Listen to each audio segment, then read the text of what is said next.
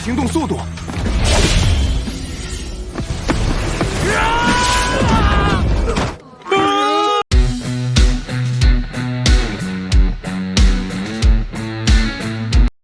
Halo guys, halo semuanya di mana kalian berada. Kembali lagi bersama Mimin di channel Alu Cerita Film. Dan kali ini Mimin akan membahas film Longwa series dari film Throne of Steel untuk part yang ke-17. Bagi kalian semua yang belum sempat menonton video-video sebelumnya, Mimin saranin untuk langsung menontonnya ya. Linknya ada di deskripsi. Dan jangan lupa bagi kalian yang baru mampir untuk mensupport channel ini terus ya, agar Mimin selalu semangat dalam menghibur kalian semua. Oke, tanpa berlama-lama lagi, Mimin akan masuk ke dalam alur ceritanya. Di episode kemarin, ujian perburuan iblis akan segera dimulai. Hao Chen dan Nona Xin pun pergi ke pusat aliansi untuk mengikuti ujian. Sesampainya di sana, Hao Chen dan Nona Xin melihat ada seorang pris penyembuh yang bernama Sima Xian. Ia sedang diganggu oleh Guiwu dan kelompoknya. Guiwu dengan sombongnya berkata kalau ia adalah putra mahkota kota Xiu yang terhormat. Lalu Hao Chen tahu kalau Guiwu adalah orang yang pernah bertarung di Gunung Ksatria dan mengalahkannya. Guiwu tidak mengizinkan Sima Xian untuk berpartisipasi dalam ujian perburuan iblis. Karena Sima hanyalah seorang pris penyembuh dan hanya akan memerlukan kota Xiu-nya. Namun Sima mengatakan kalau ia ingin tetap berpartisipasi. Dan tidak ada orang yang bisa menghentikannya. Karena Sima tidak menurutinya, Guiwu langsung meminta anak buahnya untuk menyerang Sima. Sedikit pertarungan pun terjadi. Sima dengan begitu mudahnya mengcounter serangan mereka. Guiwu pun ikut langsung menyerangnya. Tapi lagi dan lagi Guiwu juga dengan mudah dikalahkan olehnya. Hao Chen sedikit heran dengan Sima. Karena ia hanyalah seorang pris penyembuh dan tidak tahu cara menyerang. Namun Sima dengan begitu mudah mengalahkan 3 orang sekaligus. Sima pun mengejek Guiwu dengan gayanya yang unik. Dan membuat Guiwu sangat marah dan langsung menyerang secara bersamaan ke arah Sima. Sima masih bisa mengalahkan mereka dengan pukulan indahnya. Namun mereka tidak menyerah dan selalu menyerang secara bersamaan dan membuat Sima kewalahan dan terluka. Di saat Guiwu menyerang dengan teknik tusukan cahaya, Hao Chen dan Nona Xin langsung menolong dan menangkis serangan tersebut dan membuat Guiwu terpental. Sima terkejut melihatnya. Karena ia sudah bersiap untuk bertarung kembali, tapi tiba-tiba dihentikan olehnya. Guiwu sangat marah dan meminta Hao Chen dan Nona Xin untuk tidak mencampuri urusannya. Lalu Nona Xin mengatakan untuk jangan membuat keributan. Kalau tidak, ia akan melapor kepada tim patroli di sana. Dengan wajah kesal, Guiwu dan anak buahnya pun pergi meninggalkan mereka semua. Sima Xian pun berterima kasih kepada Hao Chen dan Nona Xin. Ia mengatakan kalau dirinya dari kuil Priest. Mereka pun saling berkenalan satu sama lain dan menjadi temannya. Nona Xin menanyakan kepada Sima kenapa mereka tiba-tiba menyerang dirinya. Sima menjawab kalau itu semua karena Guiwu dan ia satu kota dengannya. Hanya saja Guiwu adalah putra mahkota Xiu yang hanya banyak omong dan hasilnya nol. Sima Xian pun langsung pergi karena kompetisinya akan segera dimulai. Lalu Hao Chen tahu kalau Sima salah arah dan harus berbalik ke arah ke tempat pendaftaran. Sima tahu kalau dirinya tersesat lagi di sana. Beberapa waktu kemudian, sebelum mengikuti pertandingan, Hao Chen dan Nona Xin pergi ke tempat pelelangan di sana. Ia akan menjual iblis pedang ganda tingkat 5 yang mereka bunuh. Namun pedagang di sana menawar dengan harga yang sangat rendah. Jadi Nona Xin tidak mau karena ia mendapatkan dengan susah payah dan mempertaruhkan nyawanya. Di saat itu juga datanglah anak muda yang ganteng dan sedikit unik. Ia adalah Ling Xin dari kuil penyihir. Ia tertarik dengan bangkai binatang pedang ganda tingkat 5 tersebut dan akan membayar dengan harga mahal. Namun di saat ia akan membayarnya, ia sangat terkejut melihat Hao Chen yang sangat tampan, ganteng dan gagah. Ia sangat heran ternyata ada seseorang yang lebih tampan darinya di dunia daripada dirinya. Lalu ia berkata bagaimana Hao Chen dan Nona Xin mendapatkan monster tersebut. Nona Xin pun menjawab kalau ialah yang membunuhnya. Ia juga tidak percaya kalau merekalah yang telah memburu iblis pedang ganda tingkat 5 tersebut.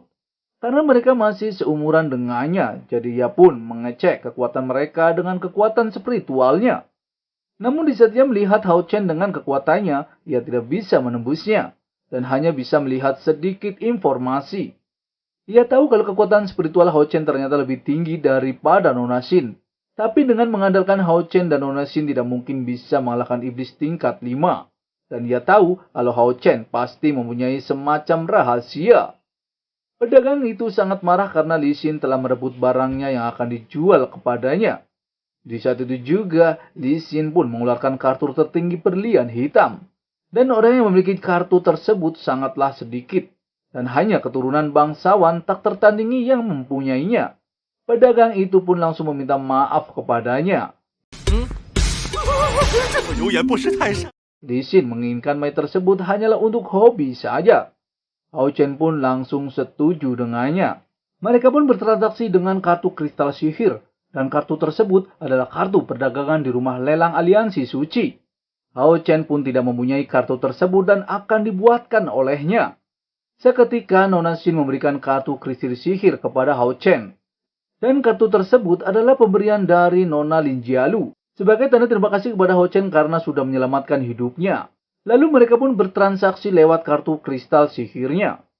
Di saat mereka akan pergi, Lin Xin pun memanggilnya. Ia tahu kalau Hao Chen dan Nona Xin akan pergi untuk mengikuti ujian perburuan iblis. Ia memperkenalkan diri kalau dirinya juga akan mengikuti perburuan iblis. Lalu Lin Xin membawa Hao Chen dan Nona Xin ke pelelangan terlebih dahulu untuk melihat harta karun yang akan dijual di sana. Barang yang pertama dilelang adalah pil pelindung jet biru milik Lin Xin. Dan pil tersebut adalah pil atas kelas 3. Dan setelah minum pil tersebut, bisa mendapatkan 500 poin pertahanan tambahan selama 15 menit. Tak lama kemudian, orang-orang di sana pun saling memperebutkan pil jet tersebut. Pil jet tersebut pun langsung terjual dengan harga tertinggi. Lalu Nona Xin baru sadar kalau Lin adalah orang yang paling menyebalkan di masa kecilnya. Dan sekarang sudah tumbuh dewasa. Lin juga baru menyadari kalau Nona Xin adalah orang yang ia sering bully dengan sebutan mata leci di masa kecilnya. Untungnya Hao Chen memisahkan dan menenangkan mereka. Lin Xin meminta Hao Chen bertaruh dengannya jika ia bisa menjawab satu pertanyaan darinya. Dan jika Hao Chen menjawabnya, ia akan memberikan 3 pil pelindung jet biru kepadanya. Lalu Nona Xin menanyakan pertanyaan seperti apa hingga begitu mahal. Dan pertanyaannya sangat sederhana. Master Lin bertanya kepada Hao Chen apakah benar Hao Chen yang telah membunuh iblis pedang ganda hijau. Hao Chen pun menjawab kalau iblis pedang ganda hijau benar-benar ia yang membunuhnya. Tanpa basa-basi, Lin Xin pun langsung memberikan pil jet biru tersebut kepada Hao Chen. Nona Xin tahu kalau sebenarnya Lin Xin hanya ingin menyuap Hao Chen. Namun Lin Xin hanya mengatakan kalau ia ingin bekerja sama dengan Hao Chen dan Nona Lin. Ia menjelaskan jika Hao Chen memasuki 3 besar selama kompetisi, ia berharap Hao Chen akan memilih sebagai rekan timnya. Ia mengatakan kalau dirinya adalah jenius teratas di kuil sihir. Hao Chen pun mengatakan kalau kompetisi kali ini hampir diisi ksatria tingkat 5 dan dirinya hanya tingkat 4 saja. Seketika Hao Yu pun muncul. Kemunculannya hanya ingin mengambil harta karun sejenis bola batu yang dilelang di sana. Namun harga itu terlalu mahal dan mencapai 10.000 koin emas. Semua orang pun tidak ada yang mau membelinya karena terlalu mahal. Namun Hao Yu menginginkan benda tersebut dan meminta Hao Chen untuk membelinya. Lin Xin tidak tinggal diam, ia langsung mengeluarkan kartu kristal hitamnya untuk membelikannya karena Hao Yu sangat menginginkannya. Di saat bersamaan Nona Xin langsung membelikannya untuk Hao Yu karena ia juga mempunyai kartu pemberian Nona Jialu kepadanya. Lin Xin sedikit heran kenapa Nona Xin bisa menghabiskan begitu banyak koin emas hanya untuk Hao Yu. Jadi ia mencoba melihat Hao Yu dengan kekuatan spiritualnya untuk mencari informasi.